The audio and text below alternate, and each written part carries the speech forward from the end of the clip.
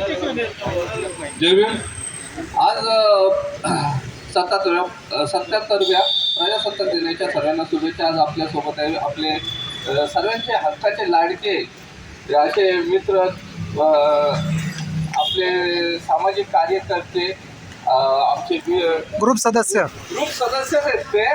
पण विनोद रणपीर साहेबांना आज जो आपला नवीन उपक्रम आहे तर त्याचाच म्हणजे प्रत्येक गोष्टीला आपलं सहकार्य एवढं असतं की आपल्या घरचा आणि हक्काचा माणूस म्हणून उपस्थित असतात. ते आपल्या प्रत्येक गोष्टीला त्यांचं खूप मोठं सहकार्य असतं. तर विनोद भाऊंना एक त्याचा आजचा उपक्रम आहे तो कसा वाटला आणि त्यासोबत आजचा जो विषय आहे आपला भारतीय प्रजासत्ताक दिन, राज्यघटना आणि लोकशाही याबद्दल त्यांचं मत त्यांनी सांगावं. तर विनोद रणपीर भाऊ 2 शब्द. सर्वप्रथम सर्वांना जय भीम. आणि आज 77व्या प्रजासत्ताक दिनाच्या आपल्या सर्वांना खूप खूप शुभेच्छा देतो. आणि हे बुद्धिस्ट सोशल ॲक्टिव्हिटीज ग्रुपच्या वतीने खऱ्या अर्थाने उत्सवाचा उपक्रम राष्ट्रीय संविधानाच्या विविध शैली डॉक्टर बाबासाहेब आंबेडकरांच्या आपण पैलू इथे जिवंतपणे खऱ्या अर्थाने दाखवल्या आणि खऱ्या अर्थाने आपल्या नागरिकांना भोपडीतील नागरिकांना एक सूचना असा उपक्रम आपण दिला. त्याबद्दल तुमचं सर्वांचा आभार मानतो. काही व्यक्ती येऊन इथं बोलून गेलेले आहेत, जे बोलणं उचित नाही, परंतु भारत देश हा विविध जाती धर्मांनी नटलेला देश आहे आणि या विविध जाती धर्माला एक संघ कोणी बांधला असेल ते डॉक्टर बाबासाहेब आंबेडकरांचं संविधान.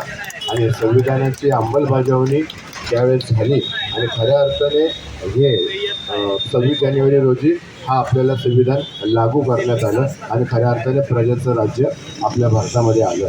आणि खऱ्या अर्थाने प्रजाचं राज्य म्हणजे ह्याचा नागरिक महत्त्वाचा असतो. तिथं राष्ट्रपती, पंतप्रधान, नगरसेवक, आमदार, खासदार हा कोण नाही आहे. सर्वात मोठा जर कोणाला अधिकार असेल तो म्हणजे आपला सर्वसामान्य सर्वसाधारण हा प्रथम भारताचा नागरिक आपला असतो महत्त्वाचा. आणि खऱ्या अर्थाने आपण सर्व एक भारतीय आहोत. धर्म नंतर, जात नंतर, पंथ नंतर, सर्वात प्रथम देश आणि भारत देश हा आपला डॉक्टर बाबासाहेब आंबेडकरांनी संविधान रूपी एक बांधलेला आहे.